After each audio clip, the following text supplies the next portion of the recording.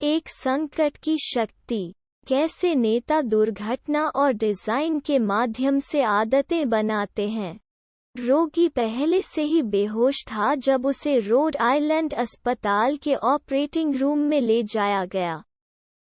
उसका जबड़ा ढीला था, उसकी आंखें बंद थीं, और एक इंटुबेशन ट्यूब का शीर्ष उसके होठों के ऊपर से झांक रहा था। जैसे ही एक नर्स ने उसे एक ऐसी मशीन से जोड़ा जो सर्जरी के दौरान उसके फेफड़ों में हवा भरती थी, उसकी एक भुजा गर्मी से फिसल गई, त्वचा पर लीवर के धब्बे पड़ गए। वो आदमी 86 साल का था और 3 दिन पहले घर पर गिर गया था। बाद में उन्हें जागते रहने और सवालों के जवाब देने में परेशानी हुई, और इसलिए आखिरकार उनकी पत्नी ने एम्बुलेंस को फोन किया। आपातकालीन कक्ष में एक डॉक्टर ने उससे पूछा कि क्या हुआ, लेकिन वो आदमी अपने वाक्यों के बीच में ही सिर हिलाता रहा। उसके सिर के एक स्कैन से पता चला कि क्यों गिरने ने उसके मस्तिष्क को उसकी खोपड़ी के खिलाफ पटक दिया था, जिससे एक सबड्यूरल हेमेटोमा के रूप में जाना जाता है। उसके कपाल के बाएं हिस्से में खून जमा हो रहा था। उसकी खोपड़ी के अंदर ऊतक की नाजुक परतों के खिलाफ धक्का दे रहा था। लगभग 72 घंटे से द्रव का निर्माण हो रहा था, और मस्तिष्क के वे हिस्से जो उसकी श्वास और हृदय को नियंत्रित करते थे, लड़खड़ाने लगे थे। जब तक खून नहीं बहाया जाता, आदमी मर जाता। उस समय रोड आइलैंड अस्पताल देश के प्रमुख चिकित्सा संस्थानों में से एक था। ब्राउन यूनिवर्सिटी के लिए मुख्य शिक्षण अस्पताल और दक्षिण पूर्वी न्यू इंग्लैंड में एकमात्र स्तर ट्रॉमा सेंटर था। ऊंची ईंट और कांच की इमारत के अंदर चिकित्सकों ने अत्याधुनिक चिकित्सा तकनीकों का बीड़ा उठाया था, जिसमें एक मरीज के शरीर के अंदर के ट्यूमर को नष्ट करने के लिए अल्ट्रासाउंड तरंगों का उपयोग शामिल था। 2002 में स्वास्थ्य देखभाल पर राष्ट्रीय गठबंधन ने अस्पताल की गहन देखभाल इकाई को 1 के रूप में दर्जा दिया, देश में बेहतरीन में से। लेकिन जब तक बुजुर्ग मरीज पहुंचे, रोड आइलैंड अस्पताल की एक और प्रतिष्ठा भी थी। आंतरिक तनाव से त्रस्त एक जगह। नर्सों और चिकित्सकों के बीच गहरी दुश्मनी थी। 2000 में नर्सों के संघ ने यह शिकायत करने के बाद हड़ताल करने के लिए मतदान किया था कि उन्हें खतरनाक तरीके से लंबे समय तक काम करने के लिए मजबूर किया जा रहा है। उनमें से 300 से अधिक लोग अस्पताल के बाहर खड़े थे, जिन पर लिखा था, गुलामी बंद करो, और वे हमारा गौरव नहीं छीन सकते। यह जगह भयानक हो सकती है, एक नर्स ने एक रिपोर्टर को बताया। डॉक्टर आपको ऐसा महसूस करा सकते हैं कि आप बेकार हैं, जैसे आप डिस्पोजेबल हैं, जैसे आपको उनके पीछे उठने के लिए आभारी होना चाहिए। प्रशासक अंततः नर्सों के अनिवार्य ओवरटाइम को सीमित करने के लिए सहमत हुए, लेकिन तनाव बढ़ता रहा। कुछ साल बाद एक सर्जन नियमित पेट के ऑपरेशन की तैयारी कर रहा था जब एक नर्स ने टाइम आउट के लिए बुलाया। इस तरह के ठहराव अधिकांश अस्पतालों में मानक प्रक्रिया है।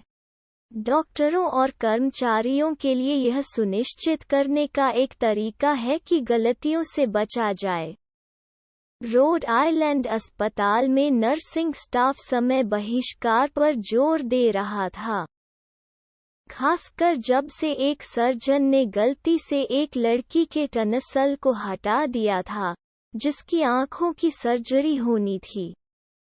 टाइम आउट ऐसी त्रुटियों को होने से पहले पकड़ना चाहिए था। पेट की सर्जरी के दौरान जब ओआर नर्स ने टीम को मरीज के आसपास टाइम आउट के लिए इकट्ठा होने और उनकी योजना पर चर्चा करने के लिए कहा, तो डॉक्टर दरवाजे की ओर चल पड़े। आप इसका नेतृत्व क्यों नहीं करते? सर्जन ने नर्स को बताया, मैं एक कॉल के लिए बाहर कदम रखने जा रहा हूँ। जब आप तैयार हों तब दस्तक दें। आपको इसके लिए यहाँ होना चाहिए। डॉक्टर, उसने जवाब दिया। आप इसे संभाल सकते हैं, सर्जन ने कहा, जैसे वह दरवाजे की ओर चला गया। डॉक्टर, मुझे नहीं लगता कि यह उचित है। डॉक्टर ने रुककर उसे देखा।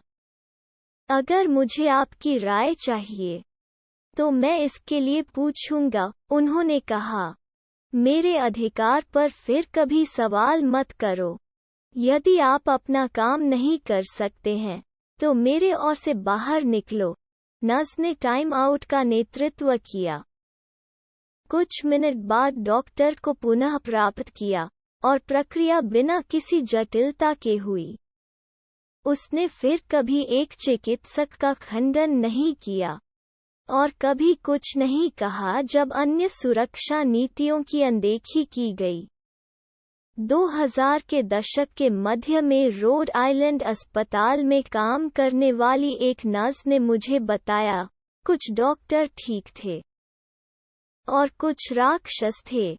हमने इसे कांच का कारखाना कहा, क्योंकि ऐसा लगा कि सब कुछ किसी भी समय दुर्घटनाग्रस्त हो सकता है। इन तनावों से निपटने के लिए कर्मचारियों ने अनौपचारिक नियम विकसित किए, संस्था के लिए अद्वितीय आदतें जो सबसे स्पष्ट संघर्षों को टालने में मदद करती हैं। उदाहरण के लिए, नर्सों ने हमेशा त्रुटि प्रवण चिकित्सकों के आदेशों की दोबारा जांच की और चुपचाप सुनिश्चित किया कि सही खुराक दर्ज की गई थी। उन्होंने मरीजों के चार्ट पर स्पष्ट रूप से लिखने के लिए अतिरिक्त समय लिया। कहीं ऐसा न हो कि जल्दबाजी में कोई सर्जन गलत कट कर दे। एक नर्स ने मुझे बताया कि उन्होंने एक दूसरे को चेतावनी देने के लिए रंग कोड की एक प्रणाली विकसित की है। हम व्हाइट बोर्ड पर डॉक्टरों के नाम अलग अलग रंगों में डालते हैं, उसने कहा। नीले का अर्थ है अच्छा, लाल का अर्थ झटका, और काला का अर्थ है जो कुछ भी आप करते हैं उनका खंडन न करें या वे आपका सिर हटा देंगे। रोड आइलैंड अस्पताल एक संक्षारक संस्कृति से भरा स्थान था। एल्कोआ के विपरीत, जहां कार्यकर्ता सुरक्षा के आसपास सावधानी से तैयार की गई कीस्टोन आदतों ने बड़ी और बड़ी सफलताएं पैदा की थीं, रोड आइलैंड अस्पताल के अंदर चिकित्सक अहंकार को दूर करने की कोशिश करने वाली नर्सों के बीच मक्खी पर आदतें उभरीं। अस्पताल की दिनचर्या को ध्यान से नहीं सोचा गया था। इसके बजाय वे दुर्घटना से प्रकट हुए और फुसफुसाते हुए चेतावनियों के माध्यम से फैल गए। जब तक कि जहरीले पैटर्न सामने नहीं आए, यह किसी भी संगठन के भीतर हो सकता है जहां आदतों की योजना जानबूझकर नहीं बनाई जाती है। जिस तरह सही कीस्टोन आदतों को चुनने से आश्चर्यजनक परिवर्तन हो सकते हैं, उसी तरह गलत आदतें आपदाएं पैदा कर सकती हैं। और जब रोड आइलैंड अस्पताल के भीतर की आदतें फट गईं, तो उन्होंने भयानक गलतियां की।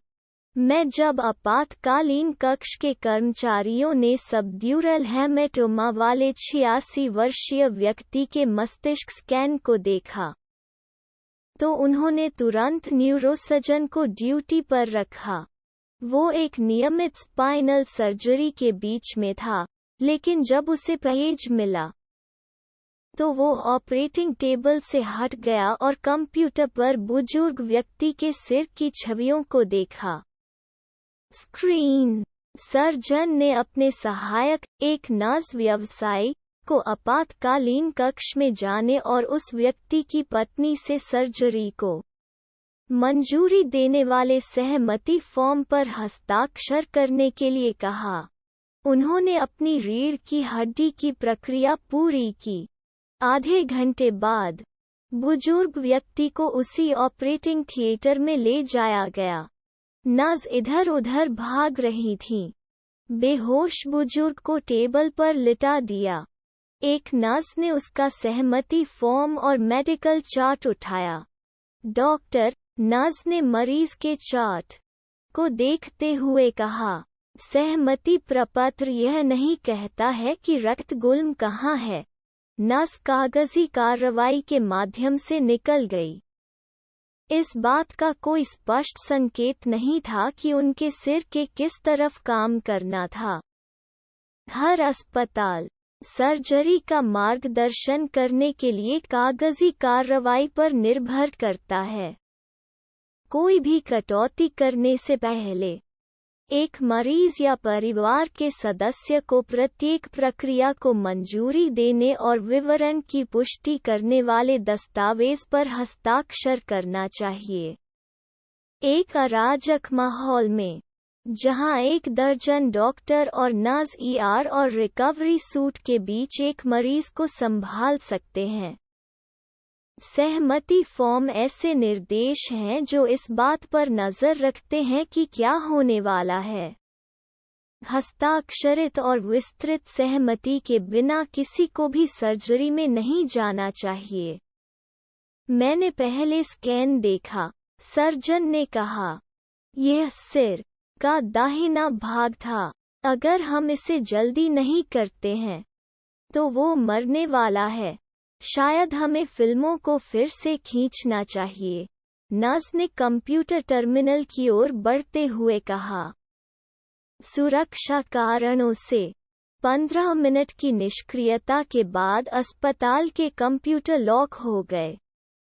नर्स को लॉग इन करने और रोगी के मस्तिष्क स्कैन को स्क्रीन पर लोड करने में कम से कम 1 मिनट का समय लगेगा।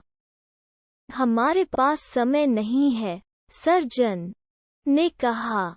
उन्होंने मुझे बताया कि वो दुर्घटनाग्रस्त हो रहा है।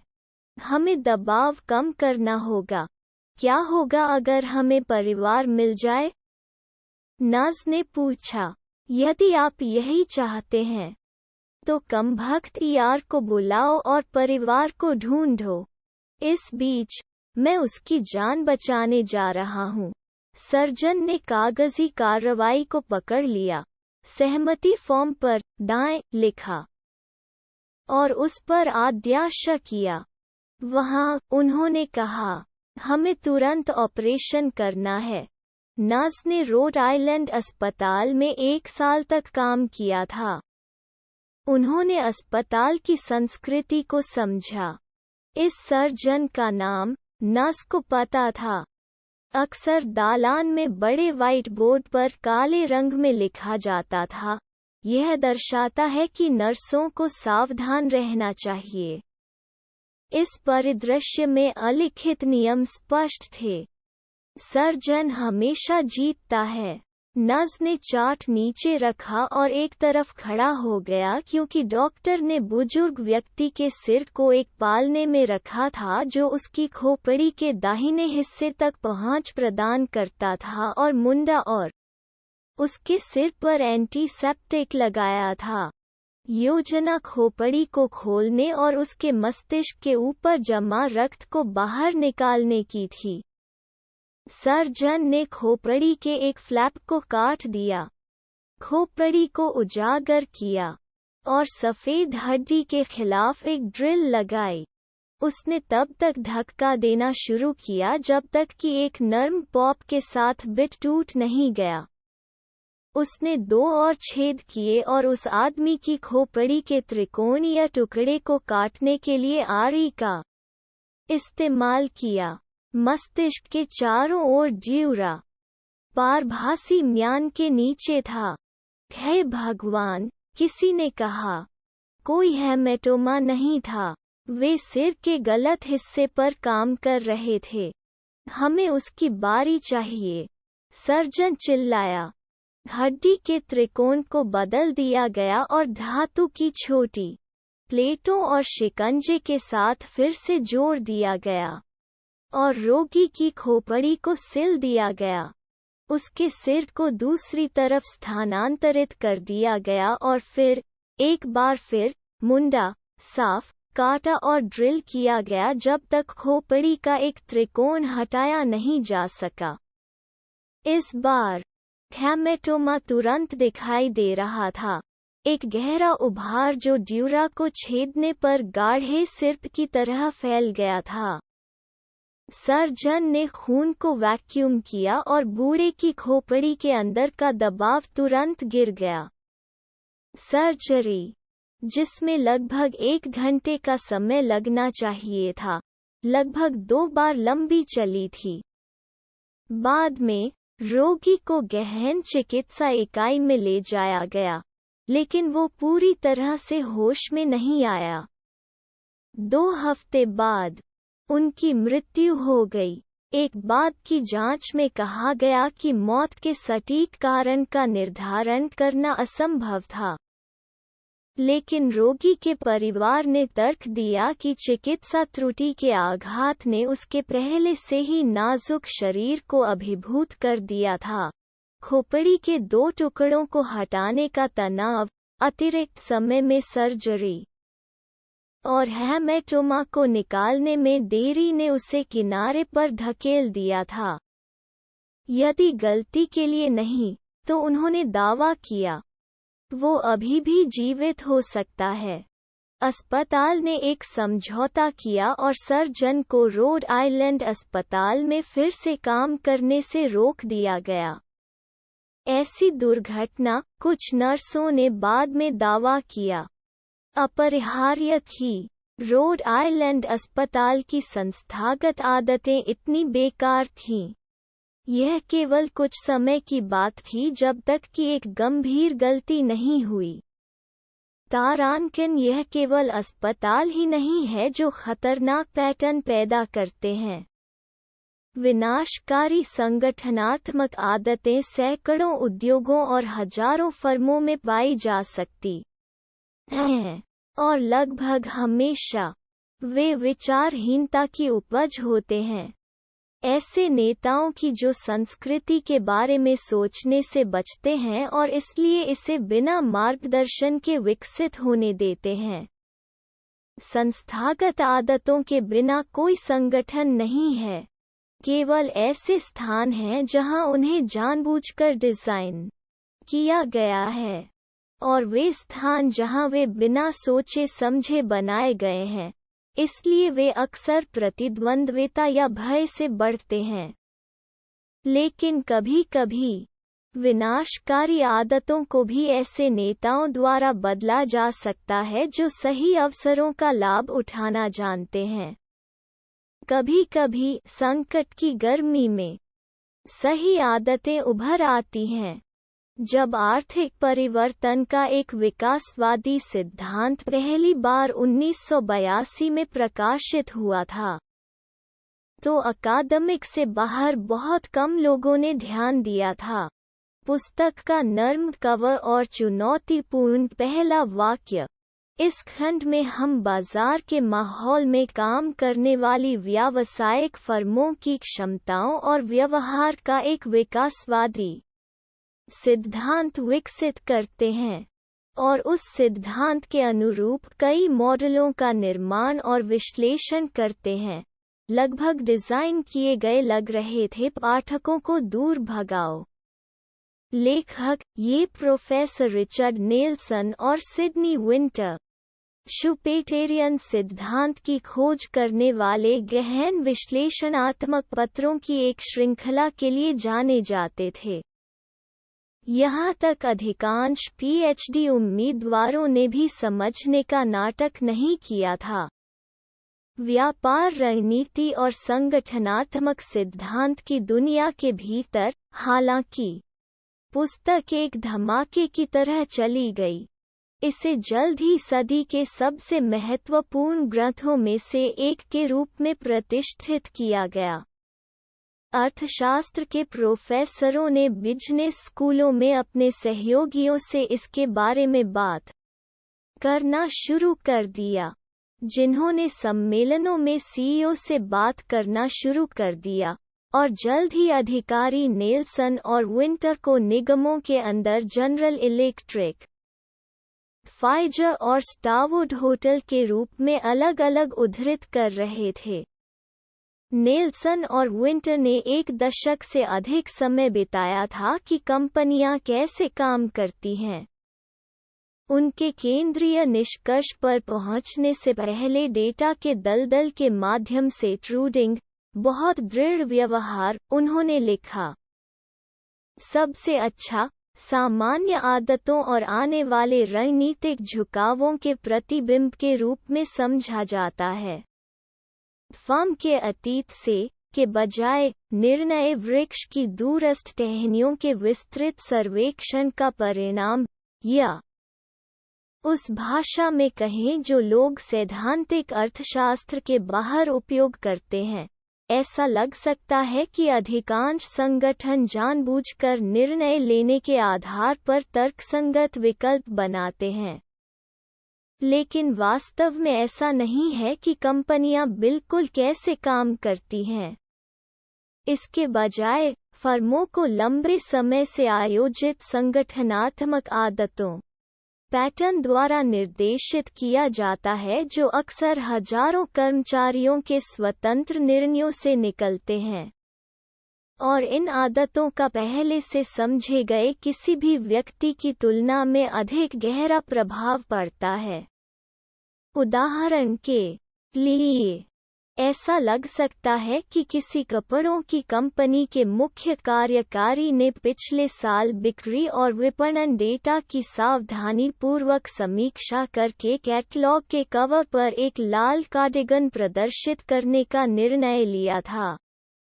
लेकिन वास्तव में क्या हुआ था कि उनके उपाध्यक्ष लगातार जापानी फैशन प्रवृत्तियों के लिए समर्पित वेबसाइटों को ट्रोल करते हैं, जहां लाल पिछले वसंत में हैप था, और फर्म के विपणक नियमित रूप से अपने दोस्तों से पूछते हैं कि कौन से रंग इन हैं, और कंपनी के अधिकारी पेरिस रनवे शो की अपनी वार्षिक यात्रा से वापस, यह सुनकर कि प्रतिद्वंद्वी फर्मों के डिजाइनर नए मैजेंटा रंगद्रव्य का उपयोग कर रहे थे।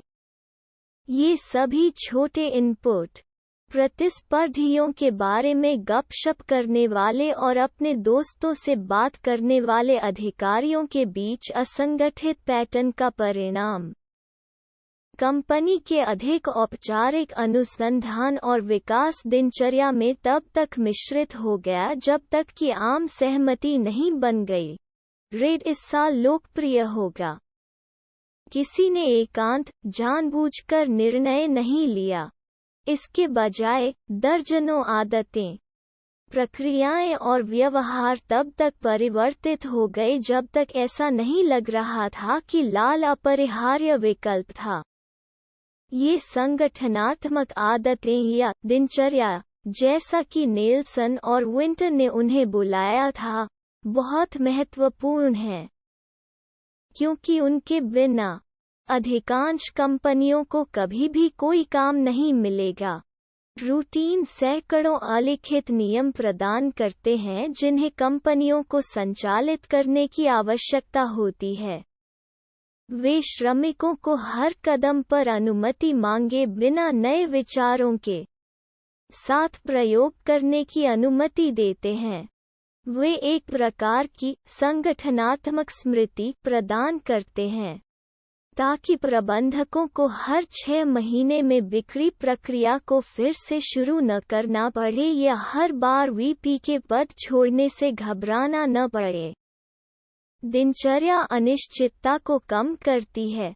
उदाहरण के लिए, मैक्सिको और लॉस एंजल्स में भूकंप के बाद वसूली के प्रयासों के एक अध्ययन में पाया गया कि राहत कार्यकर्ताओं की आदतें, जिसे वे आपदा से आपदा तक ले जाते थे, और जिसमें बच्चों को ले जाने के लिए काम पर रखकर संचार नेटवर्क स्थापित करने जैसी चीजें शामिल थीं। पड़ोस के बीच संदेश बिल्कुल महत्वपूर्ण थे, क्योंकि उनके बिना नीति निर्माण और कार्यान्वयन विस्तार के जंगल में खो जाएगा। लेकिन दिनचर्या के सबसे महत्वपूर्ण लाभों में से एक यह है कि वे एक संगठन के भीतर संभावित रूप से युद्धरत समूहों या व्यक्तियों के बीच संघर्ष विराम पैदा करते हैं। अधिकांश अर्थशास्त्री कंपनियों को रमणीय स्थानों के रूप में मानने के आदी हैं, जहां हर कोई एक समान लक्ष्य के लिए समर्पित है, अधिक से अधिक बनाना संभव के रूप में पैसा।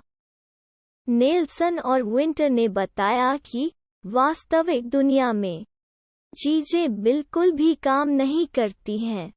कंपनियां बड़े खुशहाल परिवार नहीं हैं जहां हर कोई एक साथ अच्छा खेलता है।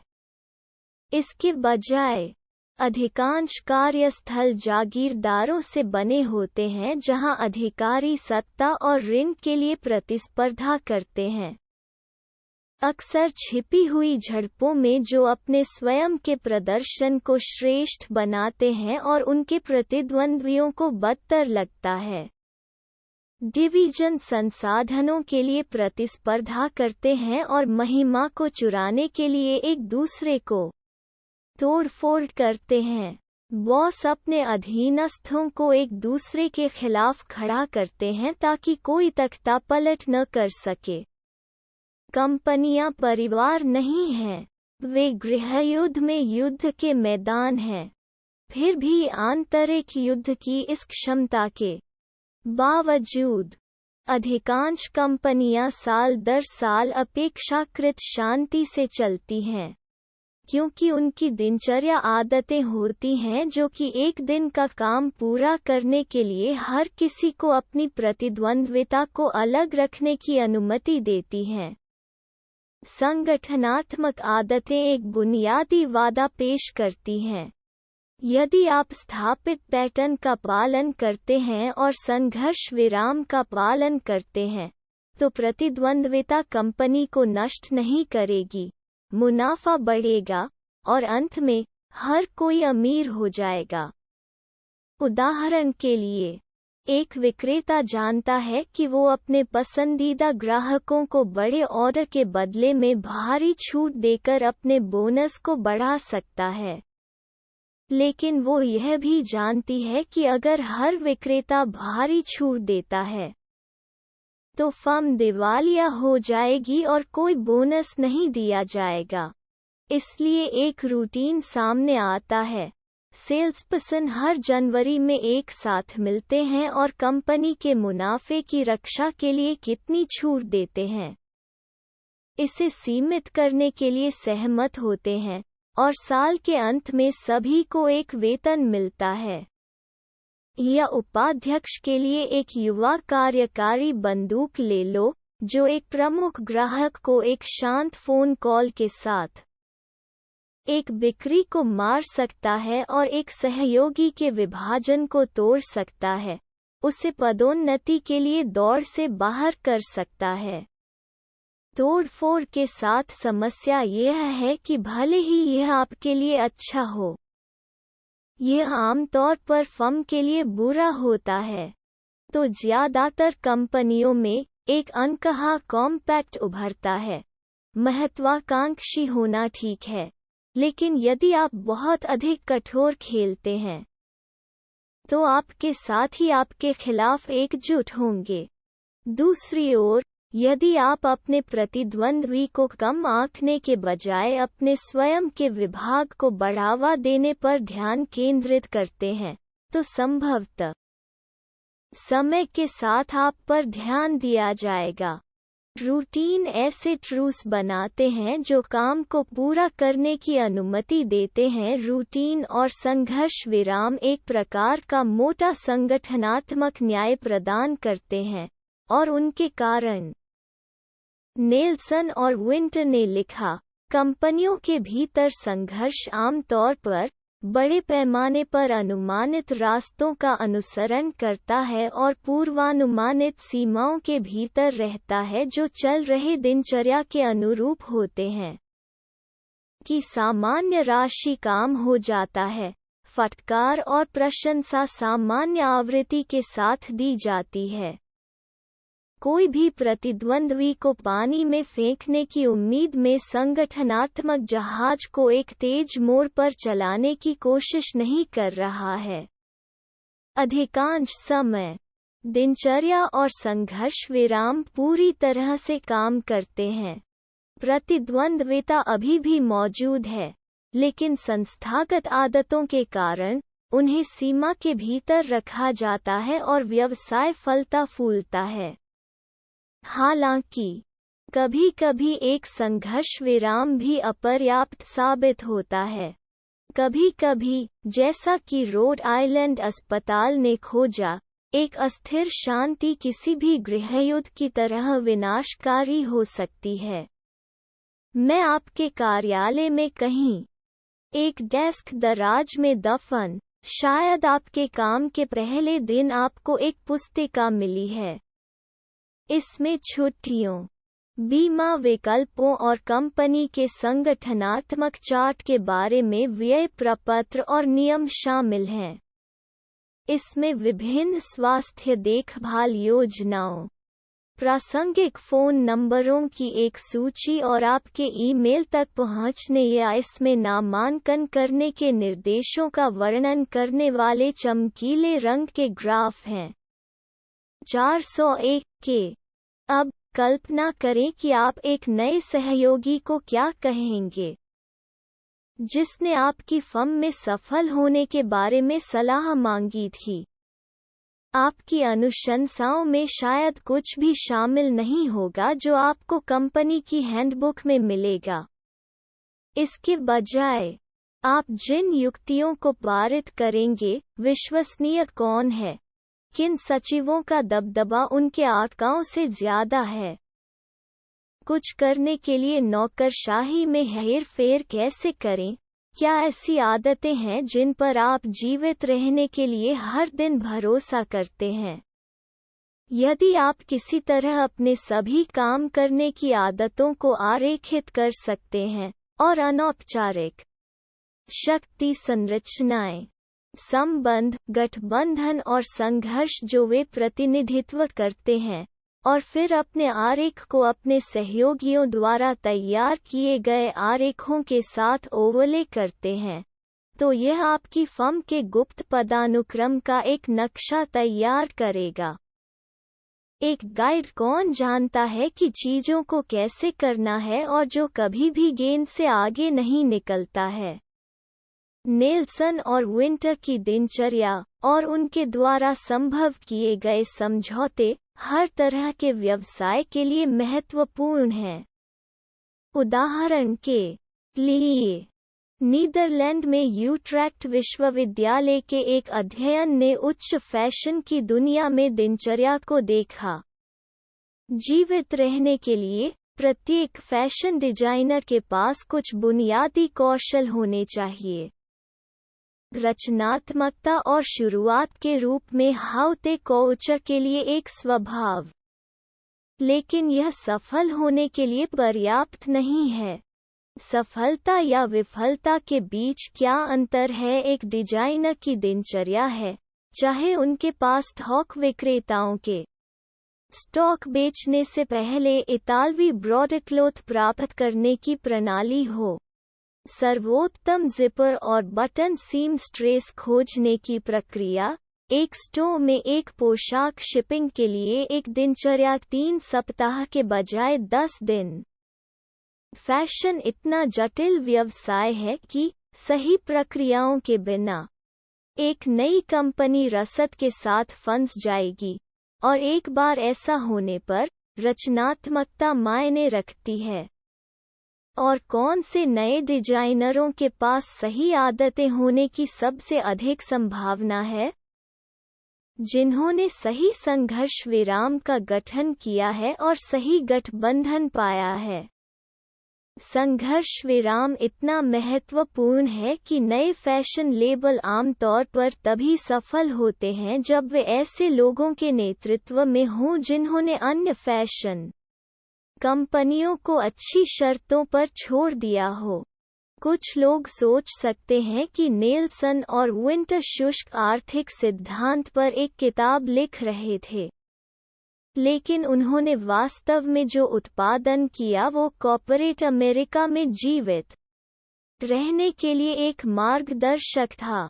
इसके अलावा नेल्सन और विंटर के सिद्धांत भी बताते हैं कि चीजें क्यों होती हैं। रोड आइलैंड अस्पताल में इतना गलत हो गया। अस्पताल की दिनचर्या थी जिसने नर्सों और डॉक्टरों के बीच एक असहज शांति पैदा की। उदाहरण के लिए व्हाइट बोर्ड और चेतावनी, नर्सों ने एक दूसरे को फुसफुसाया। ऐसी आदतें थीं जिन्होंने आधारभूत संघर्ष की स्थापना की। इन नाजुक समझौतों ने संगठन को ज्यादातर समय काम करने दिया, लेकिन संघर्ष विराम तभी टिकाऊ होता है जब वे वास्तविक न्याय का निर्माण करते हैं। यदि एक संघर्ष विराम असंतुलित है, यदि शांति वास्तविक नहीं है, तो दिनचर्या अक्सर विफल हो जाती है जब उनकी सबसे अधिक आवश्यकता होती है। रोड आइलैंड अस्पताल में महत्वपूर्ण मुद्दा यह था कि केवल नर्सें ही संघर्ष विराम के लिए सत्ता छोड़ रही थीं। यह नर्सें थीं जिन्होंने मरीजों की दवाओं की दोबारा जांच की और चार्ट पर स्पष्ट रूप से लिखने के लिए अतिरिक्त प्रयास किए। नर्सें जिन्होंने तनावग्रस्त डॉक्टरों से दुर्व्यवहार को आत्मसात किया। नर्सों ने निरंकुश चिकित्सकों से अलग तरह के चिकित्सकों की मदद की। इसलिए बाकी कर्मचारियों को पता था कि ऑपरेटिंग रूम के सुझावों को कौन सहन करता है और यदि आप अपना मुंह खोलते हैं तो कौन विस्फोट करेगा। डॉक्टर अक्सर नर्सों के नाम जानने की जहमत नहीं उठाते। एक नर्स ने मुझे बताया, डॉक्टर प्रभारी थे और हम अधीनस्थ थे। हमने अपनी पूंछ को टक किया और बच गए। रोड आइलैंड अस्पताल में संघर्ष एक तरफा था। इसलिए उन महत्वपूर्ण क्षणों में जब, उदाहरण के लिए, एक सर्जन जल्दबाजी में चीरा लगाने वाला था और एक नर्स ने हस्तक्षेप करने की कोशिश की, दिनचर्या जो दुर्घटना को रोक सकती थी, ढह गई। और एक 86 वर्षीय का गलत पक्ष आदमी का सिर खुल गया। कुछ लोग सुझाव दे सकते हैं कि समाधान अधिक न्याय संगत है, कि अगर अस्पताल के नेतृत्व ने अधिकार आवंटित करने का बेहतर काम किया, तो शक्ति का एक स्वस्थ संतुलन उभर सकता है और नर्सों और डॉक्टरों को आपसी सम्मान के लिए मजबूर किया जाएगा। यह एक अच्छी शुरुआत है। दुर्भाग्य से, यह पर्याप्त नहीं है। सफल संगठन बनाना केवल अधिकार को संतुलित करने की बात नहीं है। एक संगठन के काम करने के लिए नेताओं को ऐसी आदतें विकसित करनी चाहिए जो एक वास्तविक और संतुलित शांति दोनों पैदा करें और विरोधाभासी रूप से यह बिल्कुल स्पष्ट करें कि प्रभारी कौन है। लंदन अंडरग्राउंड के एक 43 वर्षीय कर्मचारी फिलिप ब्रिकेल अंदर थे। किंग्स क्रॉस मेट्रो स्टेशन का गुफानुमा मुख्य हॉल 1987 में नवंबर की शाम को था, जब एक यात्री ने टिकट लेने के दौरान उसे रोका और कहा कि पास के एस्केलेटर के नीचे एक जलता हुआ ऊतक था। किंग्स क्रॉस लंदन के मेट्रो स्टॉप, गहरे एस्केलेटर, मार्ग और सुरंगों की एक भूल-भुलैया की सबसे बड़ी, सबसे भव्य और सबसे अधिक तस्करी में से एक था, जिनमें से कुछ लगभग एक सदी पुराने थे। स्टेशन के एस्केलेटर, विशेष रूप से अपने आकार और उम्र के लिए प्रसिद्ध थे। कुछ जमीन में 5 मंजिलों तक फैले हुए थे और लकड़ी के स्लैट्स और रबर हैंडल से बने थे। वही सामग्री दशकों पहले उन्हें बनाने के लिए उपयोग की जाती थी। 6 अलग-अलग ट्रेन लाइनों पर हर दिन 1/4 मिलियन से अधिक यात्री किंग्स क्रॉस से गुजरते थे। शाम की भीड़-भाड़ के समय स्टेशन का टिकटिंग हॉल लोगों का एक ऐसा समुंदर था जो छत के नीचे इतनी बार फिर से रंगा हुआ था कि कोई भी इसके मूल रंग को याद नहीं कर सकता था। जलता हुआ ऊतक, यात्री ने कहा। पिकाडिली लाइन की सेवा करने वाले स्टेशन के सबसे लंबे एस्केलेटर में से एक के नीचे था। ब्रिकेल ने तुरंत अपनी स्थिति छोड़ दी, एस्केलेटर को नीचे प्लेटफॉर्म पर चढ़ा दिया, ऊतक की सुलगती हुई डंडी को पाया और एक लुढ़की हुई पत्रिका के साथ आग को बुझा दिया। फिर वो अपने पद पर लौट आए। ब्रिकेल ने आगे की जांच नहीं की। उसने यह पता लगाने की कोशिश नहीं की कि ऊतक क्यों जल रहा था या हो सकता है कि यह स्टेशन के भीतर कहीं और बड़ी आग से बह गया हो। उन्होंने किसी अन्य कर्मचारी को घटना का उल्लेख नहीं किया या अग्निशमन विभाग को फोन नहीं किया। एक अलग विभाग ने अग्नि सुरक्षा को संभाला और ब्रिकेल अंडरग्राउंड पर शासन करने वाले सख्त डिवीजनों को ध्यान में रखते हुए किसी के पैर की उंगलियों पर कदम रखने से बेहतर जानता था। इसके अलावा, अगर उसने आग लगने की संभावना की जांच की होती तो उसे नहीं पता होता कि उसने जो जानकारी सीखी है उसका क्या करना है।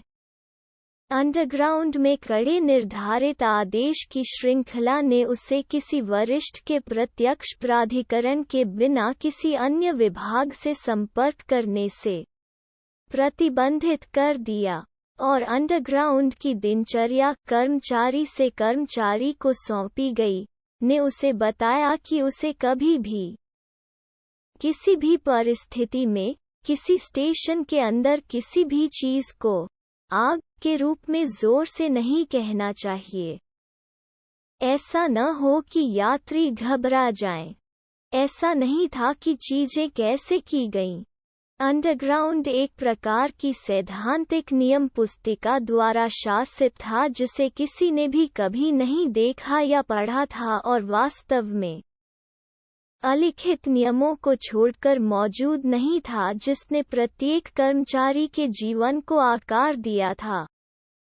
दशकों से अंडरग्राउंड को फोरबेरेंस, सिविल, सिग्नल, इलेक्ट्रिकल और मैकेनिकल इंजीनियरिंग के प्रमुखों द्वारा चलाया गया था, और उनके प्रत्येक विभाग के भीतर बॉस और सबबॉस थे, जो सभी अपने अधिकार की रक्षा करते थे। ट्रेनें समय पर चलीं क्योंकि सभी 19,000 भूमिगत कर्मचारियों ने एक नाजुक प्रणाली में सहयोग किया, जो यात्रियों और ट्रेनों को दर्जनों कभी-कभी सैकड़ों दिन भर हाथों से गुजरती थी।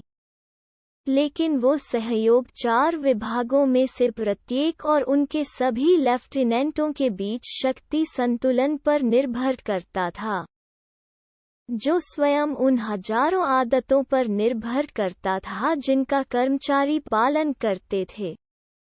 इन आदतों ने 4 बैरन और उनके प्रतिनिधियों के बीच एक संघर्ष विराम पैदा कर दिया, और उस संघर्ष विराम से ऐसी नीतियां उत्पन्न हुईं जिन्होंने ब्रिकेल को बताया, आग की तलाश करना आपका काम नहीं है।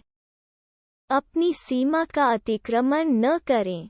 उच्चतम स्तर पर भी एक निर्देशक के दूसरे के क्षेत्र में अत्याचार की संभावना नहीं थी, एक अन्वेषक बाद में नोट करेगा।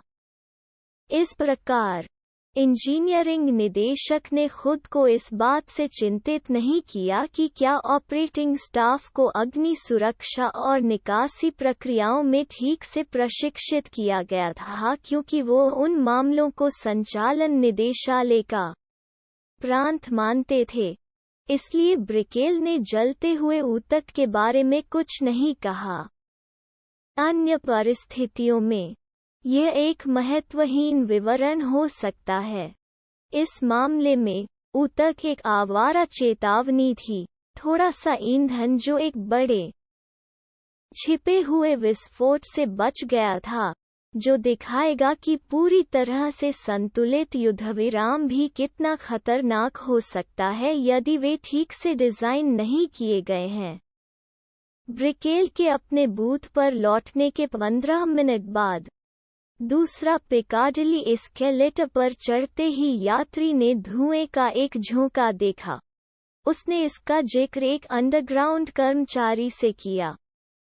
किंग्स क्रॉस सुरक्षा निरीक्षक क्रिस्टोफर हेस को अंततः जांच के लिए उकसाया गया। तीसरे यात्री ने एस्केलेटर की सीढ़ियों के नीचे से धुआं और चमक को देखकर एक आपातकालीन स्टॉप बटन मारा और यात्रियों को एस्केलेटर से बाहर निकलने के लिए चिल्लाना शुरू कर दिया। एक पुलिसकर्मी ने एस्केलेटर की लंबी सुरंग के अंदर हल्की धुंधली धुंध देखी और आधे रास्ते में आग की लपटें सीढ़ियों से ऊपर उठने लगीं। फिर भी सुरक्षा निरीक्षक हेस ने लंदन फायर ब्रिगेड को फोन नहीं किया। उसने खुद कोई धुआं नहीं देखा था, और अंडरग्राउंड के अलिखित नियमों में से एक यह था कि जब तक बिल्कुल आवश्यक न हो तब तक अग्निशमन विभाग से संपर्क नहीं किया जाना चाहिए। हालांकि जिस पुलिसकर्मी ने धुंध देखी थी, उसे लगा कि उसे मुख्यालय से संपर्क करना चाहिए। उसका रेडियो भूमिगत काम नहीं करता था, इसलिए वो बाहर की ओर एक लंबी सीढ़ी चढ़ गया और अपने वरिष्ठ अधिकारियों को बुलाया, जिन्होंने अंततः अग्निशमन विभाग को सूचना दी। शाम 7:36 बजे ब्रिकेल को ज्वलनशील ऊतक के प्रति सतर्क होने के 22 मिनट बाद फायर ब्रिगेड को एक कॉल आया। किंग्स क्रॉस पर छोटी आग। जब वो बाहर खड़ा था, अपने रेडियो पर बोल रहा था, यात्री पुलिसकर्मी को पीछे धकेल रहे थे। वे रात के खाने के लिए घर जाने पर ध्यान केंद्रित करते हुए सुरंगों में नीचे स्टेशन में भाग रहे थे। कुछ ही मिनटों में उनमें से कई मर जाएंगे। मैं शाम 7:36 बजे एक भूमिगत कर्मचारी ने पिकाडिली एस्केलेटर में प्रवेश किया और दूसरे ने लोगों को एक अलग सीढ़ी की ओर मोड़ना शुरू कर दिया। हर कुछ मिनटों में नई ट्रेनें आ रही थीं। जिन प्लेटफार्मों पर यात्री मेट्रो कारों से बाहर निकले, उन पर भीड़ थी। एक खुली सीढ़ी के नीचे एक अड़चन बनने लगी।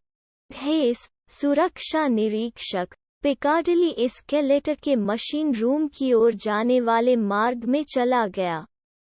अंधेरे में, विशेष रूप से एस्केलेटर पर आग से लड़ने के लिए डिजाइन किए गए स्प्रिंकलर सिस्टम के लिए नियंत्रण का एक सेट था। यह वर्षों पहले स्थापित किया गया था, जब एक अन्य स्टेशन में आग लगने के कारण अचानक आग लगने के जोखिमों के बारे में गंभीर रिपोर्टें मिली थीं। 2 दर्जन से अधिक अध्ययनों और फटकार में कहा गया था कि अंडरग्राउंड आग के लिए तैयार नहीं था, और उस स्टाफ को प्रशिक्षित करने की आवश्यकता थी कि स्प्रिंकलर और आग बुझाने वाले यंत्रों का उपयोग कैसे करें, जो हर ट्रेन प्लेटफॉर्म पर तैनात थे। 2 साल पहले लंदन फायर ब्रिगेड के उप सहायक प्रमुख ने रेलवे के संचालन निदेशक को पत्र लिखकर मेट्रो कर्मचारियों की सुरक्षा आदतों के बारे में शिकायत की थी। मैं गंभीर रूप से चिंतित हूँ, पत्र पढ़ा। उन्होंने कहा, मैं इतना जोरदार आग्रह नहीं कर सकता कि स्पष्ट निर्देश दिया जाए कि आग लगने की किसी भी आशंका पर दमकल को बिना देर किए बुलाया जाए। इससे लोगों की जान बच सकती है।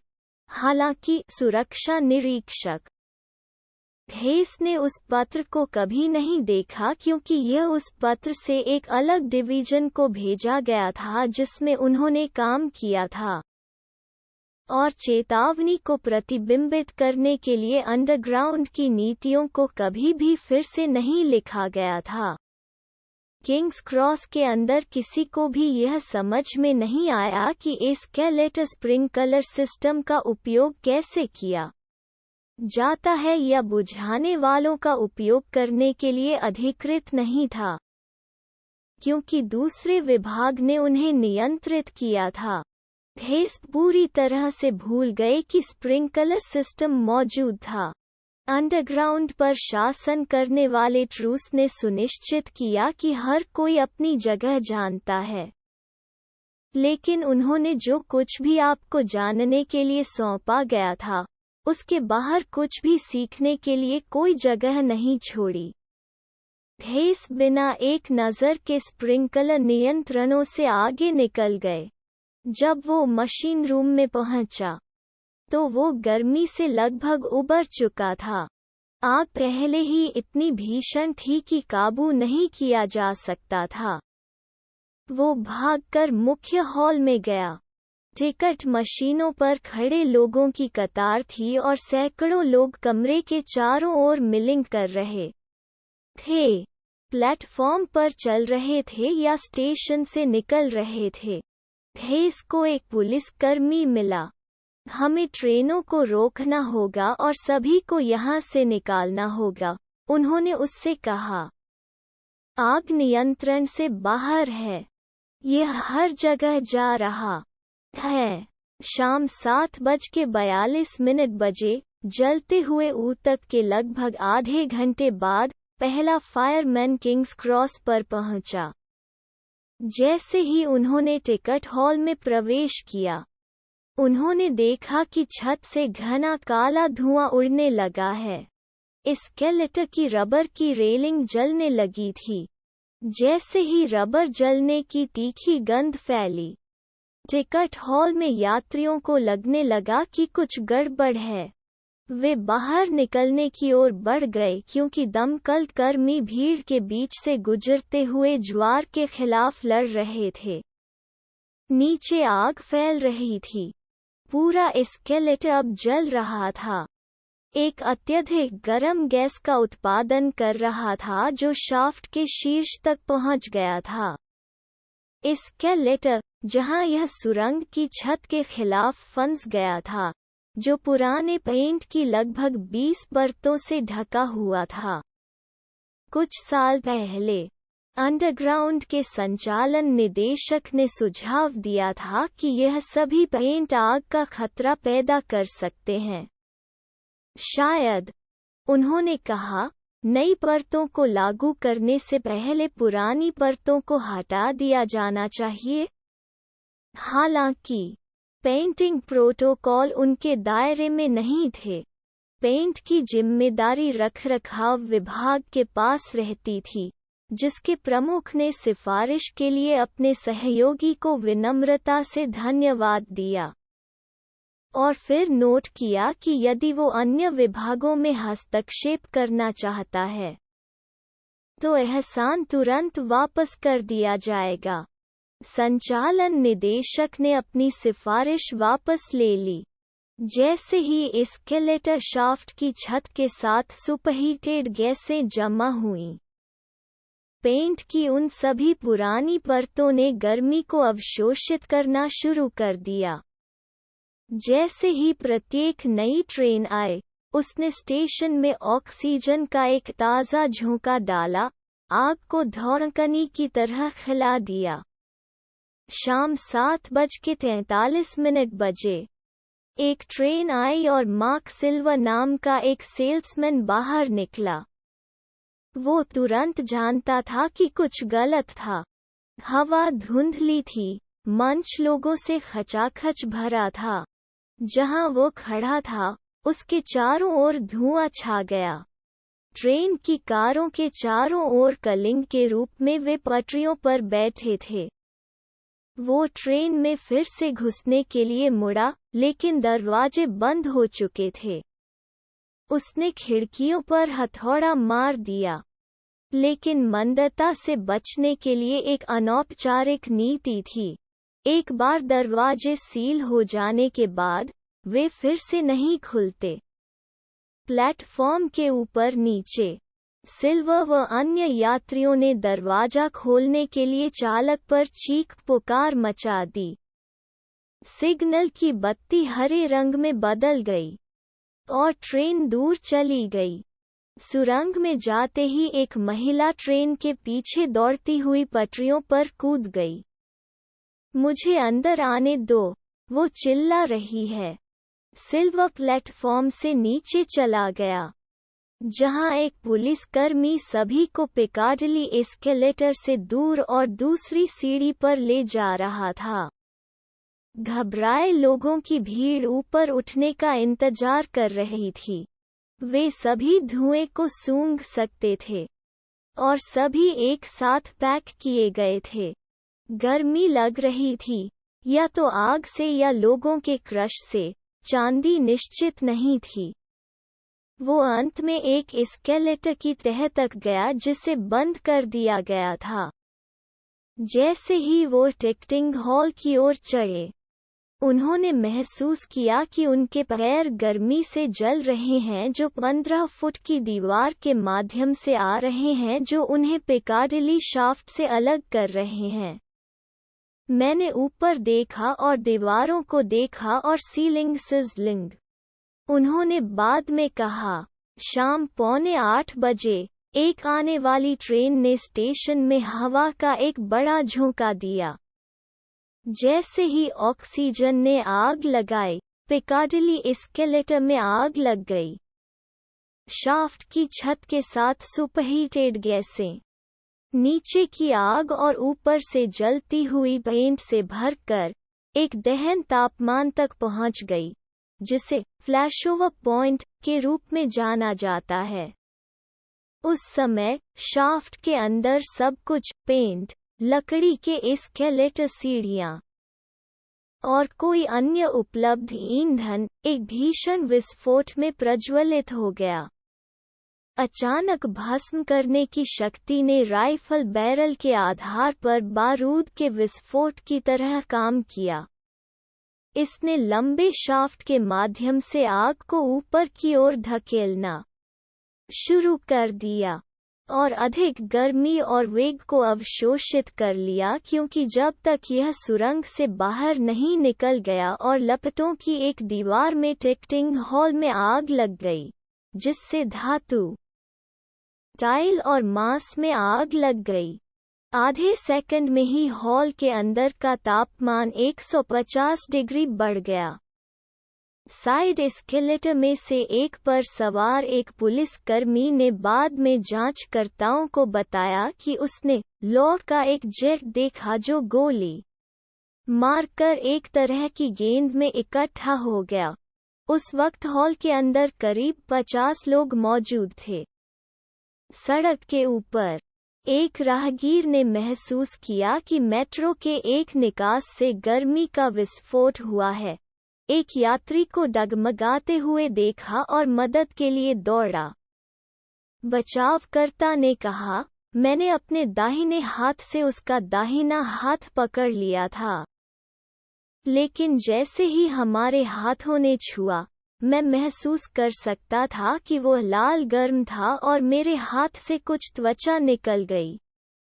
एक पुलिसकर्मी जो विस्फोट के समय टिकट हॉल में प्रवेश कर रहा था, उसने बाद में अस्पताल के बिस्तर से संवाददाताओं से कहा, एक आग का गोला मेरे चेहरे पर लगा और मेरे पैरों से टकरा गया। मेरे हाथों में आग लग गई। वे बस पिघल रहे थे। वो जीवित हॉल से बाहर निकलने वाले अंतिम लोगों में से एक थे। विस्फोट के कुछ ही देर बाद दमकल की दर्जनों गाड़ियां पहुंच गईं। लेकिन क्योंकि अग्निशमन विभाग के नियमों ने उन्हें स्टेशन के अंदर भूमिगत द्वारा स्थापित अपने होज़ों को स्ट्रीट लेवल हाइड्रेंट से जोड़ने का निर्देश दिया था, और क्योंकि किसी भी मेट्रो कर्मचारी के पास स्टेशन के लेआउट को दिखाने वाले ब्लूप्रिंट नहीं थे, सभी योजनाएं एक कार्यालय में थीं, वह बंद था, और किसी भी टिकटिंग एजेंट या स्टेशन प्रबंधक के पास चाबी नहीं थी। आग बुझाने में घंटों लग जाते थे। जब अंततः 1:46 बजे आग पर काबू पाया गया, जलते हुए ऊतक को देखे जाने के 6 घंटे बाद मरने वालों की संख्या 31 थी और दर्जनों घायल। उन्होंने मुझे सीधे आग में क्यों भेजा? एक 20 वर्षीय संगीत शिक्षक ने अगले दिन अस्पताल के बिस्तर से पूछा। मैं उन्हें जलते हुए देख सकता था। मैं उन्हें चिल्लाते हुए सुन सकता था। किसी ने कार्यभार क्यों नहीं संभाला? मैं उन सवालों का जवाब देने के लिए कुछ ऐसे संघर्ष विरामों पर विचार करें जिन पर लंदन अंडरग्राउंड काम करता था।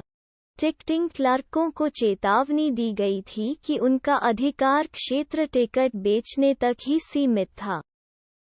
इसलिए यदि उन्होंने एक जलता हुआ ऊतक देखा, तो उन्होंने अपनी सीमा को पार करने के डर से किसी को चेतावनी नहीं दी। स्टेशन के कर्मचारियों को स्प्रिंकलर सिस्टम या एक्सटिंग्विशर का उपयोग करने का प्रशिक्षण नहीं दिया गया था, क्योंकि उस उपकरण की देखरेख एक अलग डिवीजन द्वारा की जाती थी। स्टेशन के सुरक्षा निरीक्षक ने लंदन फायर ब्रिगेड से आग के जोखिमों के बारे में चेतावनी वाला एक पत्र कभी नहीं देखा, क्योंकि इसे संचालन निदेशक को भेजा गया था, और इस तरह की जानकारी डिवीजनों में साझा नहीं की गई थी। कर्मचारियों को केवल अंतिम उपाय के रूप में दमकल विभाग से संपर्क करने का निर्देश दिया गया था, ताकि अनावश्यक रूप से यात्रियों को घबराहट न हो। फायर ब्रिगेड ने अपने स्वयं के सड़क स्तर के हाइड्रेंट का उपयोग करने पर जोर दिया। टिकटिंग हॉल में पाइपों की अनदेखी की जो पानी पहुंचा सकते थे, क्योंकि उन्हें अन्य एजेंसियों द्वारा स्थापित उपकरणों का उपयोग नहीं करने का आदेश दिया गया था। कुछ मायनों में इनमें से प्रत्येक अनौपचारिक नियम अपने आप में एक निश्चित मात्रा में अर्थ रखता है। उदाहरण के लिए, टिकटिंग क्लर्कों को कुछ और करने के बजाय टिकट बेचने पर ध्यान केंद्रित करने वाली आदतें, जिसमें आग की चेतावनी के संकेतों पर नज़र रखना शामिल है, मौजूद थी, क्योंकि सालों पहले अंडरग्राउंड में नासमझ कियोस्क की समस्या थी। क्लर्क कचरा उठाने या पर्यटकों को अपनी ट्रेनों की ओर इशारा करने के लिए अपनी पोस्ट छोड़ते रहे, और परिणामस्वरूप लंबी लाइनें बन जाती थीं। इसलिए क्लर्कों को आदेश दिया गया कि वे अपने बूथों पर रहें, टिकट बेचें, और किसी और चीज़ की चिंता मत करो। वो कर गया काम। रेखाएं गायब हो गईं। अगर क्लर्कों ने अपने खोखे के बाहर जिम्मेदारी के दायरे से परे कुछ गड़बड़ देखी, तो उन्होंने अपने खुद के व्यवसाय पर ध्यान दिया, और फायर ब्रिगेड की आदत अपने उपकरणों पर जोर देने की, यह एक घटना का परिणाम था। एक दशक पहले, जब एक अन्य स्टेशन में आग लग गई थी क्योंकि फायरमैन ने अपने होस को अपरिचित पाइपों से जोड़ने की कोशिश में कीमती मिनट बर्बाद कर दिए थे। बाद में सभी ने फैसला किया कि वे जो जानते हैं उसके साथ रहना सबसे अच्छा है। इनमें से कोई भी दिनचर्या, दूसरे शब्दों में, मनमानी नहीं थी। प्रत्येक को एक कारण के लिए डिज़ाइन किया गया था। अंडरग्राउंड इतना विशाल और जटिल था कि यह तभी सुचारू रूप से संचालित हो सकता था जब संभावित बाधाओं को दूर कर दिया जाए। रोड आइलैंड अस्पताल के विपरीत, प्रत्येक संघर्ष विराम ने शक्ति का एक वास्तविक संतुलन बनाया। किसी भी विभाग का हाथ नहीं था। फिर भी 31 लोगों की मौत हो गई। आग लगने तक लंदन अंडरग्राउंड की दिनचर्या और संघर्ष विराम सभी तार्किक लग रहे थे। किस बिंदु पर एक भयानक सच्चाई सामने आई, यात्रियों की सुरक्षा के लिए किसी एक व्यक्ति, विभाग या बैरन की अंतिम जिम्मेदारी नहीं थी। कभी-कभी एक प्राथमिकता या एक विभाग या एक व्यक्ति या एक लक्ष्य को बाकी सब कुछ पर हावी होने की आवश्यकता होती है। हालांकि यह अलोकप्रिय हो सकता है या शक्ति के संतुलन को खतरे में डाल सकता है जो ट्रेनों को समय पर चालू रखता है। कभी-कभी एक युद्धविराम ऐसे खतरे पैदा कर सकता है जो किसी भी शांति से आगे निकल जाते हैं। बेशक, इस अवलोकन में एक विरोधाभास है। एक संगठन उन आदतों को कैसे लागू कर सकता है जो अधिकार को संतुलित करती हैं और साथ ही एक ऐसे व्यक्ति या लक्ष्य को चुनती हैं जो हर किसी से ऊपर उठता है? नर्स और डॉक्टर कैसे अधिकार साझा करते हैं, जबकि अभी भी यह स्पष्ट करते हैं कि प्रभारी कौन है? यह सुनिश्चित करते हुए कि सुरक्षा अभी भी एक प्राथमिकता है। एक मेट्रो प्रणाली टफ लड़ाइयों में फंसने से कैसे बचती है, भले ही इसका मतलब है कि प्राधिकरण की रेखाओं को फिर से तैयार किया जाना चाहिए। इसका उत्तर उसी लाभ को जब्त करने में निहित है जो टोनी डंगी को तब मिला था जब उन्होंने दुखी बुक्स को संभाला था और पॉल ओ नील को तब पता चला था जब वो हल्को को बहलाने के सीईओ बने थे। हॉवर्ड शुल्ट्ज ने उसी अवसर का फायदा उठाया जब वो एक ध्वजवाहक पर लौट आया 2007 में स्टारबक्स। उन सभी नेताओं ने संकट से पैदा हुई संभावनाओं को जब्त कर लिया। उथल-पुथल के दौरान संगठनात्मक आदतें जिम्मेदारी सौंपने और शक्ति का अधिक न्यायसंगत संतुलन बनाने के लिए पर्याप्त रूप से लचीला हो जाती हैं। संकट इतने मूल्यवान हैं, वास्तव में। कभी-कभी यह मरने देने के बजाय आने वाली तबाही की भावना को भड़काने के लायक है। रोड आइलैंड अस्पताल में खराब खोपड़ी की सर्जरी वाले बुजुर्ग की मृत्यु के 4 महीने बाद अस्पताल के एक अन्य सर्जन ने इसी तरह की त्रुटि, दूसरे मरीज के सिर के गलत हिस्से पर काम करना। राज्य के स्वास्थ्य विभाग ने सुविधा को फटकार लगाई और उस पर $50,000 का जुर्माना लगाया। 18 महीने बाद एक सर्जन ने फांक तालू की सर्जरी के दौरान बच्चे के मुंह के गलत हिस्से का ऑपरेशन किया। उसके 5 महीने बाद एक सर्जन ने एक मरीज की गलत उंगली का ऑपरेशन किया। उसके 10 महीने बाद एक आदमी के सिर के अंदर एक ड्रिल बिट रह गया। इन अपराधों के लिए अस्पताल पर एक और $4,50,000 का जुर्माना लगाया गया था। रोड आइलैंड अस्पताल एकमात्र चिकित्सा संस्थान नहीं है जहां इस तरह की दुर्घटनाएं होती हैं, लेकिन वे दुर्भाग्यशाली थे कि ऐसी गलतियों के लिए पोस्टर चाइल्ड बन गए। स्थानीय समाचार पत्रों ने प्रत्येक घटना की विस्तृत कहानियां छापी। टेलीविजन स्टेशनों ने अस्पताल के बाहर कैंप लगाया। राष्ट्रीय मीडिया भी इसमें शामिल हुआ। समस्या दूर नहीं हो रही है। राष्ट्रीय अस्पताल मान्यता संगठन के एक उपाध्यक्ष ने एक एसोसिएटेड प्रेस रिपोर्टर को बताया। रोड आइलैंड अस्पताल राज्य के चिकित्सा अधिकारियों ने संवाददाताओं से कहा, अराजकता में एक सुविधा थी। एक नर्स ने मुझे बताया, ऐसा लगा कि युद्ध क्षेत्र में काम कर रहा हूँ। टीवी रिपोर्टर डॉक्टरों पर घात लगाकर हमला कर रहे थे क्योंकि वे अपनी कारों की ओर चल रहे थे। एक छोटे लड़के ने मुझे यह सुनिश्चित करने के लिए कहा कि सर्जरी के दौरान डॉक्टर गलती से उसका हाथ न काट दे। ऐसा लगा कि सब कुछ नियंत्रण से बाहर हो गया है, जैसे ही आलोचकों और मीडिया ने ढेर किया। अस्पताल के भीतर संकट की भावना उभरी। कुछ प्रशासकों ने चिंता करना शुरू कर दिया कि सुविधा अपनी मान्यता खो देगी। अन्य लोग रक्षात्मक हो गए। टेलीविजन स्टेशनों पर उन्हें बाहर करने के लिए हमला किया। एक डॉक्टर ने मुझे बताया, मुझे एक बटन मिला जिस पर लिखा था कि बलि का बकरा, जिसे मैं काम पर पहनने वाला था। मेरी पत्नी ने कहा कि यह एक बुरा विचार था।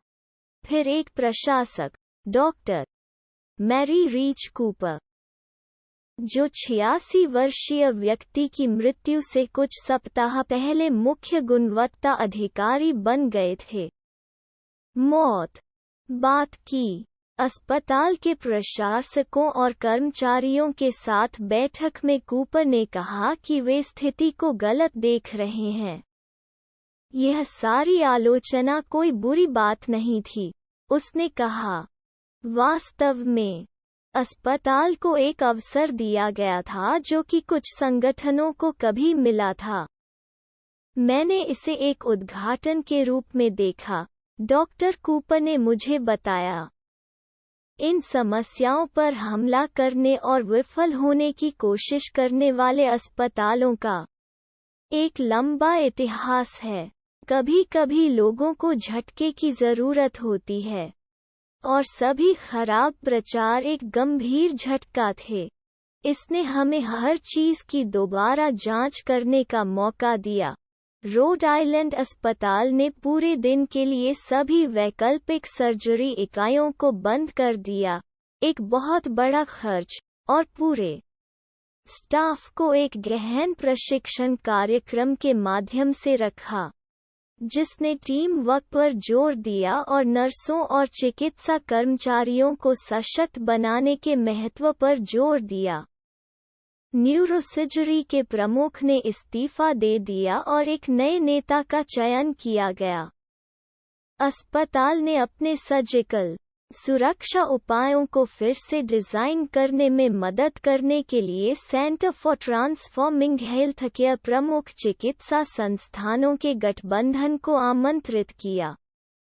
प्रशासकों ने यह सुनिश्चित करने के लिए ऑपरेटिंग रूम में वीडियो कैमरे स्थापित किए कि टाइम आउट हो और हर सर्जरी के लिए चेकलिस्ट अनिवार्य हो।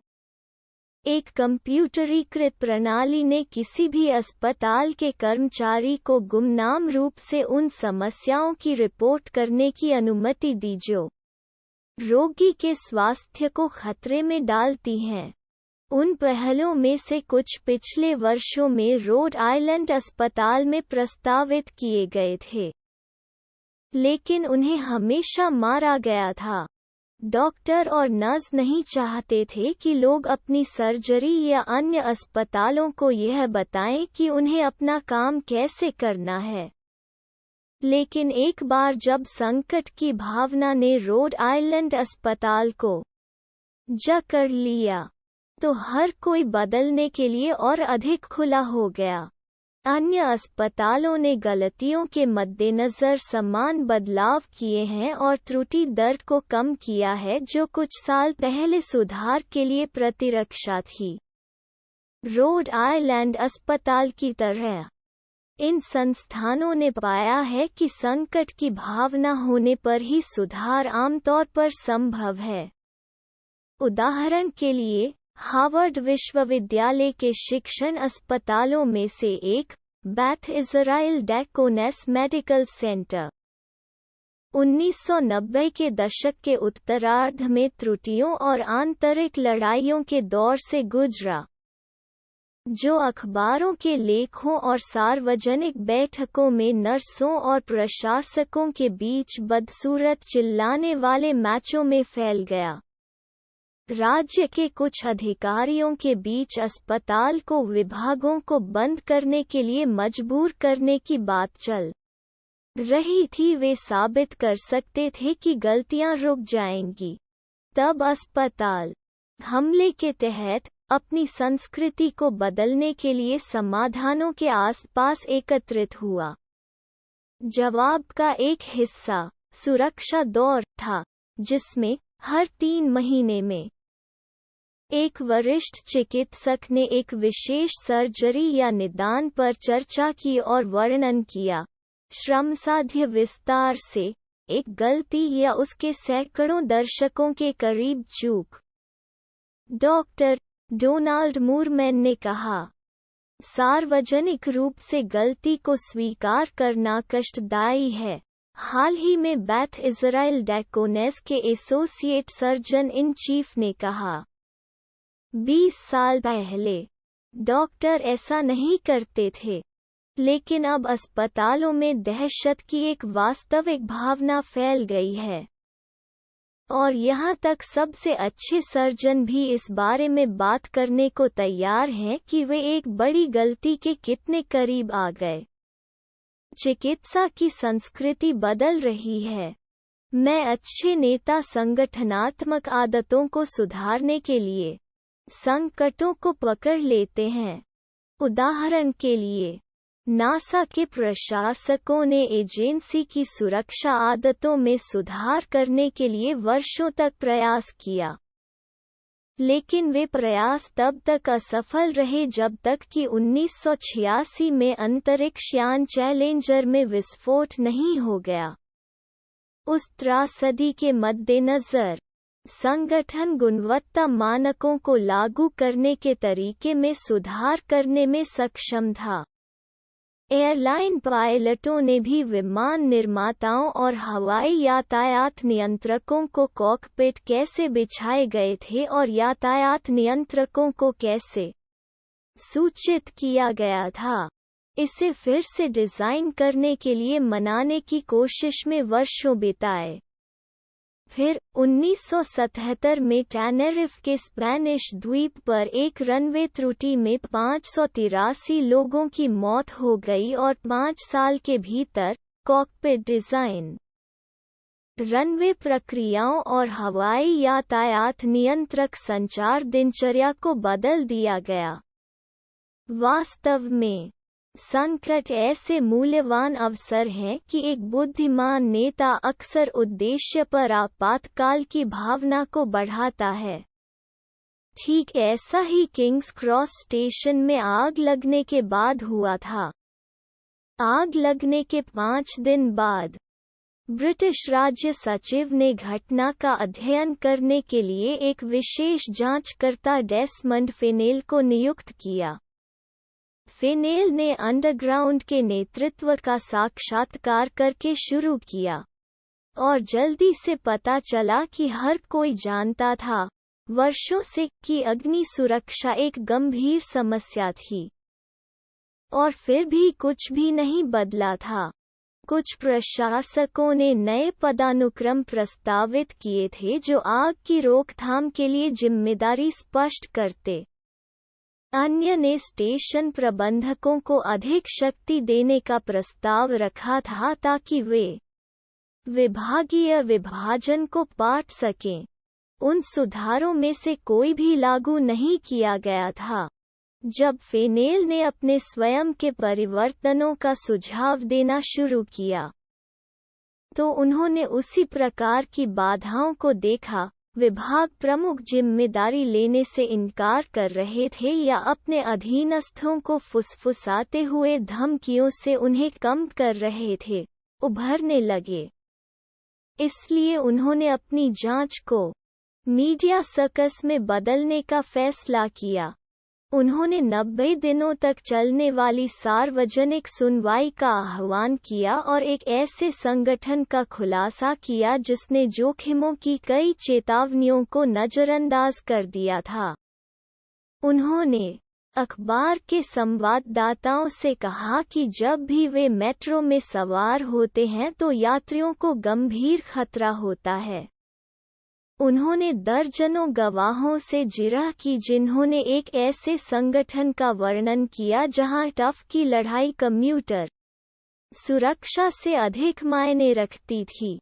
आग लगने के लगभग 1 साल बाद जारी उनकी अंतिम रिपोर्ट नौकरशाही की अयोग्यता से अपंग संगठन को चित्रित करने वाले अंडरग्राउंड का 250 पन्नों का एक तीखा अभियोग था। एक रात की घटनाओं में एक जांच के रूप में स्थापित होने के बाद फेनेल ने लिखा, रिपोर्ट का क्षेत्र आवश्यक रूप से एक प्रणाली की परीक्षा में बढ़ा दिया गया था। उन्होंने तीखी आलोचनाओं और सिफारिशों के पन्नों के साथ निष्कर्ष निकाला, जो अनिवार्य रूप से सुझाव देते थे कि अधिकांश संगठन या तो अक्षम या भ्रष्ट थे। प्रतिक्रिया तात्कालिक और जबरदस्त थी। यात्रियों ने भूमिगत कार्यालयों पर धरना दिया। संगठन के नेतृत्व को बर्खास्त कर दिया गया था। कई नए कानून पारित किए गए और अंडरग्राउंड की संस्कृति को बदल दिया गया। आज प्रत्येक स्टेशन में एक प्रबंधक होता है जिसकी प्राथमिक जिम्मेदारी यात्री सुरक्षा है, और प्रत्येक कर्मचारी का दायित्व है कि वो जोखिम के सबसे छोटे संकेत पर संवाद करे। सभी ट्रेनें अभी भी समय पर चलती हैं, लेकिन अंडरग्राउंड की आदतों और संघर्ष विराम ने यह स्पष्ट करने के लिए पर्याप्त रूप से समायोजित किया है कि आग की रोकथाम के लिए अंतिम जिम्मेदारी किसके पास है, और सभी को कार्य करने का अधिकार है, भले ही वे किसके पैर की उंगलियों पर कदम उठाएं। किसी भी कंपनी में उसी तरह की बदलाव संभव है, जहां संस्थागत आदतों, विचारहीनता या उपेक्षा के माध्यम से विषाक्त संघर्ष पैदा कर दिया है। बेकार की आदतों वाली एक कंपनी केवल इसलिए नहीं बदल सकती क्योंकि एक नेता इसे आदेश देता है, बल्कि बुद्धिमान अधिकारी तलाशते हैं संकट के क्षण या संकट की धारणा बनाएं और इस भावना को विकसित करें कि कुछ बदलना चाहिए। जब तक कि हर कोई उन पैटर्नों को बदलने के लिए तैयार न हो जो वे हर दिन जीते हैं। राष्ट्रपति ओबामा के चीफ ऑफ स्टाफ के रूप में नियुक्त होने के तुरंत बाद 2008 के वैश्विक वित्तीय मंदी के मद्देनज़र रहम इमानुएल ने मुख्य कार्यकारी अधिकारियों के एक सम्मेलन में कहा, आप कभी नहीं चाहते कि एक गंभीर संकट बर्बाद हो जाए। यह संकट हमें उन चीजों को करने का अवसर प्रदान करता है जो आप पहले नहीं कर सकते थे। इसके तुरंत बाद ओबामा प्रशासन ने एक बार अनिच्छुक कांग्रेस को राष्ट्रपति की $787 बिलियन की प्रोत्साहन योजना को पारित करने के लिए मना लिया। कांग्रेस ने ओबामा के स्वास्थ्य देखभाल सुधार कानून को भी पारित किया। उपभोक्ता संरक्षण कानूनों को फिर से लागू किया और दर्जनों अन्य विधियों को मंजूरी दी। बच्चों के स्वास्थ्य बीमा के विस्तार से लेकर महिलाओं को वेतन भेदभाव पर मुकदमा करने के नए अवसर देने तक, यह ग्रेट सोसाइटी और न्यू डील के बाद से सबसे बड़े नीतिगत सुधारों में से एक था। और ऐसा इसलिए हुआ क्योंकि एक वित्तीय तबाही के बाद सांसदों ने अवसर देखा। कुछ ऐसा ही रोड आइलैंड अस्पताल में 86 वर्षीय व्यक्ति की मौत और अन्य सर्जिकल त्रुटियों के मद्देनज़र हुआ। चूंकि 2009 में अस्पताल की नई सुरक्षा प्रक्रियाओं को पूरी तरह से लागू किया गया था, इसलिए कोई गलत साइट त्रुटि नहीं हुई है। अस्पताल ने हाल ही में कैंसर देखभाल की गुणवत्ता के लिए अमेरिकन कॉलेज ऑफ सर्जन से क्रिटिकल केयर नर्सिंग की सबसे प्रतिष्ठित मान्यता बीकन अवार्ड और सम्मान अर्जित किया है। इससे भी महत्वपूर्ण बात यह है कि वहां काम करने वाली नर्सों और डॉक्टरों का कहना है कि रोड आइलैंड अस्पताल एक पूरी तरह से अलग जगह की तरह महसूस करता है। 2010 में एलिसन वार्ड नाम की एक युवा नर्स एक नियमित सर्जरी में सहायता करने के लिए एक ऑपरेटिंग रूम में चली गई। उसने 1 साल पहले OR में काम करना शुरू किया था। वो कमरे में सबसे छोटी और सबसे कम अनुभवी व्यक्ति थी। सर्जरी शुरू होने से पहले पूरी सर्जिकल टीम बेहोश मरीज के ऊपर टाइम आउट के लिए जमा हो गई। सर्जन ने दीवार पर पोस्ट की गई एक चेकलिस्ट से पढ़ा, जिसमें ऑपरेशन के हर चरण का विवरण था। ठीक है, अंतिम कदम, उसने अपना स्कैल्पेल उठाने से पहले कहा। क्या हमारे शुरू करने से पहले किसी को कोई चिंता है? डॉक्टर ने इनमें से सैकड़ों सर्जरी की थी। उसके पास एक था डिग्री और पुरस्कारों से भरा कार्यालय। डॉक्टर 27 वर्षीय वार्ड ने कहा, मैं सभी को याद दिलाना चाहता हूं कि हमें पहली और दूसरी प्रक्रिया से पहले रुकना होगा। आपने इसका जिक्र नहीं किया, और मैं सिर्फ यह सुनिश्चित करना चाहता हूं कि हम याद रखें। यह उस प्रकार की टिप्पणी थी जिसने कुछ साल पहले उसे फटकार लगाई होगी। यह अपना करियर खत्म कर लिया। इसे जोड़ने के लिए धन्यवाद, सर्जन ने कहा। मैं अगली बार इसका उल्लेख करना याद रखूंगा। ठीक है, उन्होंने कहा। चलो शुरू करते हैं। मुझे पता है कि यह अस्पताल कुछ कठिन दौर से गुजरा है, वार्ड ने बाद में मुझे बताया। लेकिन यह वास्तव में अब सहकारी है। हमारा प्रशिक्षण, सभी रोल मॉडल, अस्पताल की पूरी संस्कृति टीम वर्क पर केंद्रित है। मुझे लगता है कि मैं कुछ भी कह सकता हूँ। यह काम करने के लिए एक अद्भुत जगह है। इस अध्याय में रिपोर्टिंग रोड आइलैंड अस्पताल में काम करने वाले और इस घटना में शामिल कई लोगों के साक्षात्कार पर आधारित है, जिनमें से कुछ ने घटनाओं के विभिन्न विवरण प्रदान किए हैं। अस्पताल के प्रतिनिधियों और इसमें शामिल सर्जन की प्रतिक्रियाओं के विवरण के लिए कृपया नोट देखें।